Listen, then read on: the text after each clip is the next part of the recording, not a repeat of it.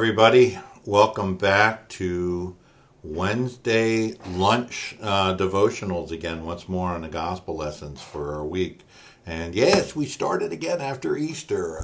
Wednesday evenings we were having our Lenten dinners and our Lenten discussions, and so we took a time out from our Wednesday devotionals, but we start them up back again. This week is no different as we study again Jesus and Easter season. Do we believe in this whole story of salvation? And when Jesus comes back after resurrection, why does he choose fish? In this whole story, what does the fishing story have to talk to us about leadership and about following Jesus? Well, I guess it has a lot to do with it. We have the story about Peter, and known to be a great fisherman, and we get that from Mark 1 and chapter 1 and verse 16 and Matthew 4:18. And you would think as a fishing ability could be taken for granted, but our passion highlights the failure of Peter's ability to fish, right? Ability a lot of times to just believe and follow Jesus and to love and accept Jesus when Jesus says, and sinking in the water and all this other stuff. And then ultimately the denial, right? In the courtyard, you're going to be the rock of my church. And yet, right afterwards, I deny him. I don't know him. I don't know him. I don't know him. But it looks to be this whole story about fishing, about this highly valued ability of what Christ calls us and Peter to do, hearing and following Jesus' instructions. And reading commentaries this week, it was pointed out that this ability was first identified in a Good Shepherd discourse in the Gospel of John, chapter 10, 1-5. The sheep hear and know the shepherd's voice and follow him. In chapter 21, Peter and the disciples hear and obey Jesus in verse 6. Peter acts in concert with the other disciples and doesn't direct them otherwise. But why a fishing story?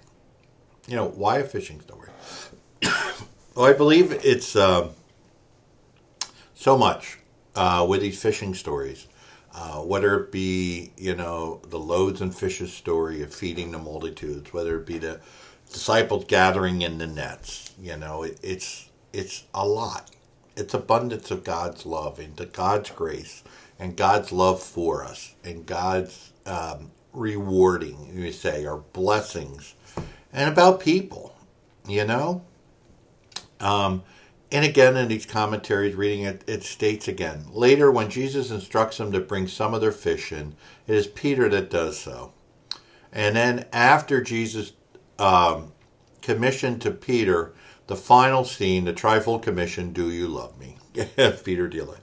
The final scene of the gospel, it depicts Peter following Jesus with a disciple whom Jesus loved, right? We discussed this the other week, and could be John, should be John. Per John, it's John. Isn't that amazing? And John writes himself in the story that he ran to the tomb too, but the other Gospels not so much. John didn't run to the tomb. So anyway, but he had them following him. Amid the risk of persecution and death, it goes on there and talks about chapter 15, 18 and 19, and chapter 16, verses 33 and 21, 18 and 19. Talks about hearing and obeying Jesus was a primary and indispensable ability that would mark a capable leader of the church, the theological community, obeying God. And also then, it quotes and it also points to Walter Anderson, the theologian, and I like to share this with you because I think it puts it in text that we could understand. We're never so vulnerable than when we trust someone. But paradoxically, if we cannot trust, neither can we find love or joy. You get that? Trust is not an easy thing, right? When we're find somebody enamored, whether it be a friend, companion, or lover, that initial pink cloud moment, we fully trust, and go through there. But as we find we're all fallible and we're all human. We make mistakes, and it becomes the trust issue becomes harder and harder. We may not love them less, but we might not trust them more.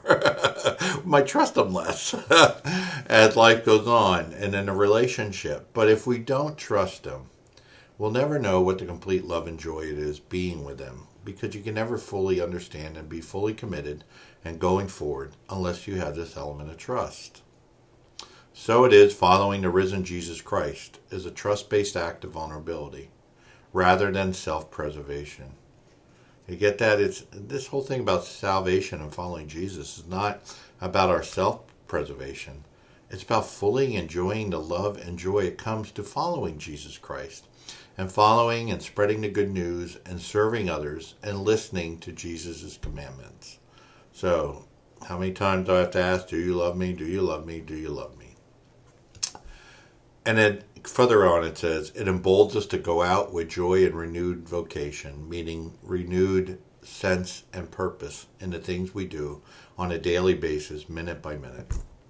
So, my friends, tell a fishing story. Most likely people said, fishing stories are all untrue. They're all exaggerated. How big was that fish? It was this big, But anyway, until next week, go tell that fishing story and try trusting in Christ a little bit. Read up about the things that Jesus asked us to do and see how it works out for you. And as we hear in the stories, we're told that we'll be blessed abundantly. So anyway, go out, have a good time, enjoy the risen Christ, enjoy following the commandments and all that other good stuff. Until next week, I'll see you. It's Pastor Scott Staub from New Hanover Lutheran Church in Gilbertsville, PA. Take care. Peace, friends. Go get them.